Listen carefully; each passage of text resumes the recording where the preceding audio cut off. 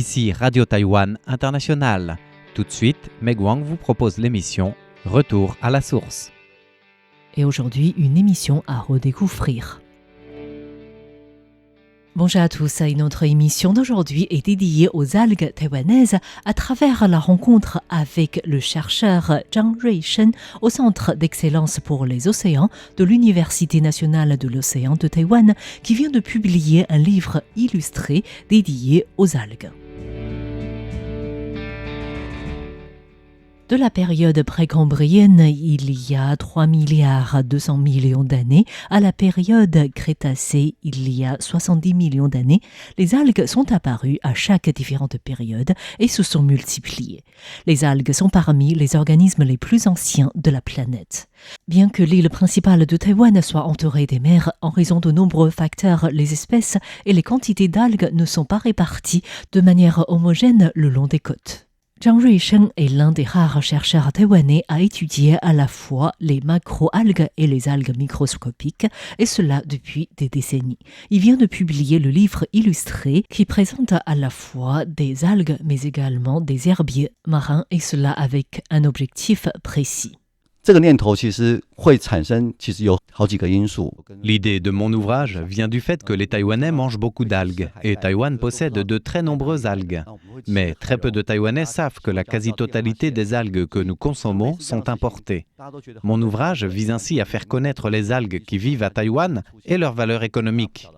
Mon livre présente 128 espèces d'algues sur les 600 que l'on trouve à Taïwan, et également 9 des 12 variétés d'herbiers marins de Taïwan, puisque la plupart des personnes les confondent avec des algues.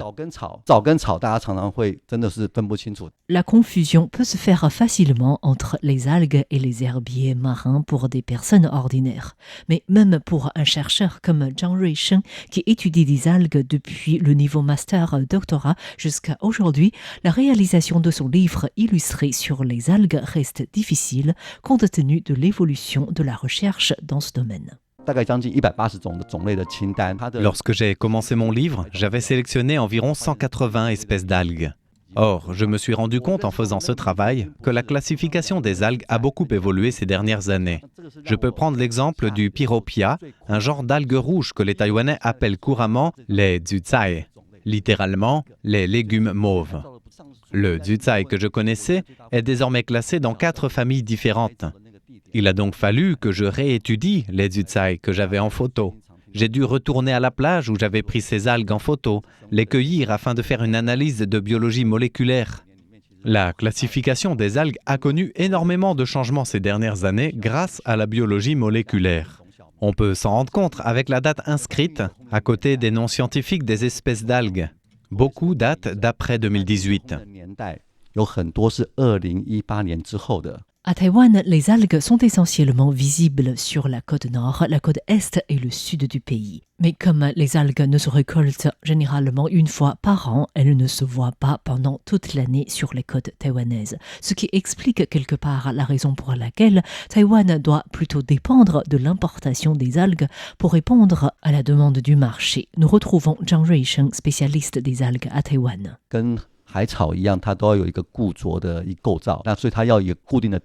algues, tout comme les herbiers marins, vivent en s'attachant à des rochers.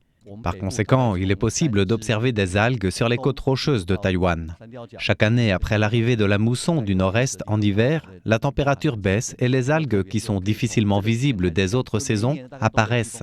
Prenons l'exemple des zhucai, le genre d'algues rouges que nous avons évoqué précédemment. Le zhucai que nous consommons est la plante d'algues qui pousse en hiver et qui se distingue en mâle et en femelle. Les mâles vont produire des gamètes.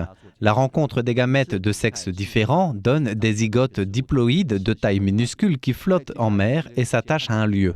Et avec l'arrivée du printemps, les températures augmentent et il est inapproprié de donner des plantes qui sont consommées par l'homme. Les algues existent ainsi sous forme de structures filamenteuses qui sont cachées dans les crevasses rocheuses pour passer l'été. Avant 1950, les chercheurs pensaient que ces structures filamenteuses et les plantes étaient 2 variétés différentes d'algues.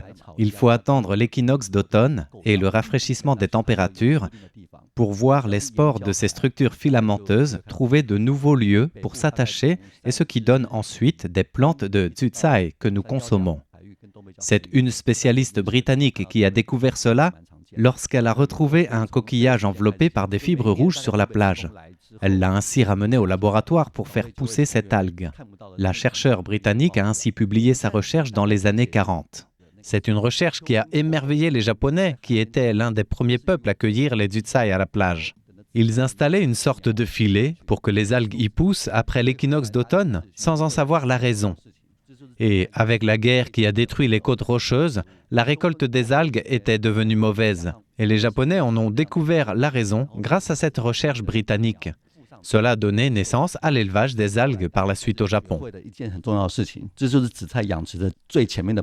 D'après les recueils historiques, il y a des milliers d'années, les humains ont su utiliser déjà des algues comme nourriture, telles que les zicai ou les algues de cheveux.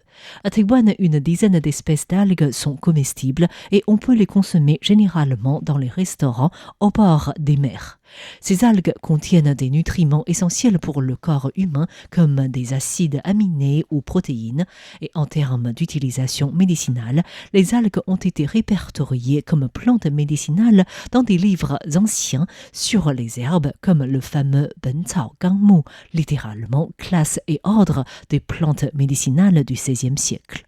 La recherche scientifique actuelle a également révélé que certains extraits d'algues ont également des effets médicaux tels que la lutte contre la fièvre ou encore des effets anti-inflammatoires, favoriser la naissance lors de l'accouchement ou pour baisser la tension. La valeur économique des algues devient ainsi de plus en plus intéressante.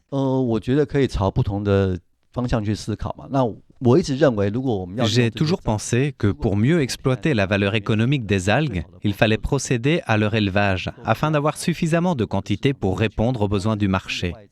En plus de l'alimentation humaine, les algues sont également intéressantes pour faire des engrais ou pour la nourriture animale. Elles peuvent être utilisées pour nourrir les volailles ou les porcs. Les algues permettent à ces animaux d'avoir plus de minéraux. D'ailleurs, en profitant de la biotech, l'utilisation des algues en dermocosmétique est également possible. Dans le passé, la plupart des ressources naturelles utilisées dans la biotech provenaient de la mer. Les algues issues de l'élevage offrent ainsi plus de possibilités à la biotech. Taïwan, un royaume de pêche, est également un grand pays d'aquaculture. Mais l'élevage des algues est encore très peu développé par rapport à d'autres produits. Et cela a des raisons bien spécifiques.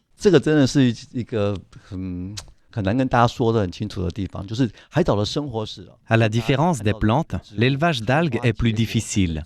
Il y a beaucoup de barrières techniques. Par exemple, les Jutsai ne peuvent être élevés qu'avec une faible luminosité et à basse température. Ainsi, d'après nos recherches, il n'y a qu'une vingtaine d'algues qui peuvent être élevées. Et dans le monde, qui utilise environ 35 millions de tonnes d'algues chaque année, ce besoin est répondu avec 6 principales espèces d'algues. Il existe déjà des savoir-faire techniques matures pour l'élevage de ces algues.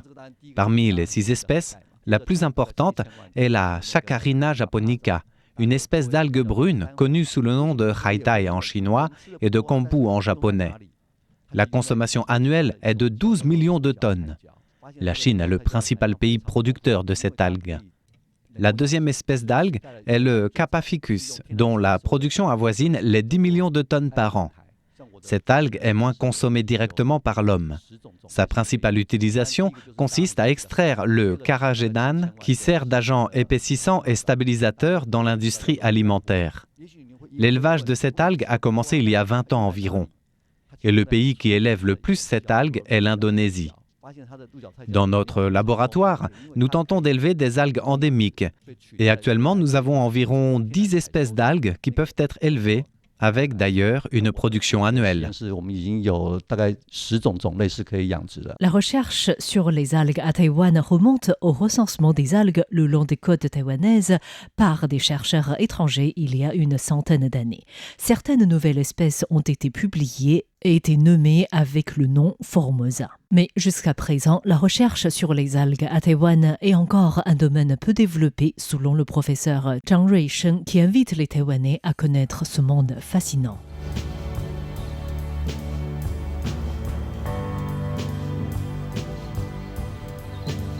Merci à tous d'avoir suivi Retour à la source consacrée cette semaine aux algues taïwanaises. Nous étions en compagnie de Zhang Ruisheng, chercheur au Centre d'excellence pour les océans. Très bonne écoute à tous en compagnie de RTI.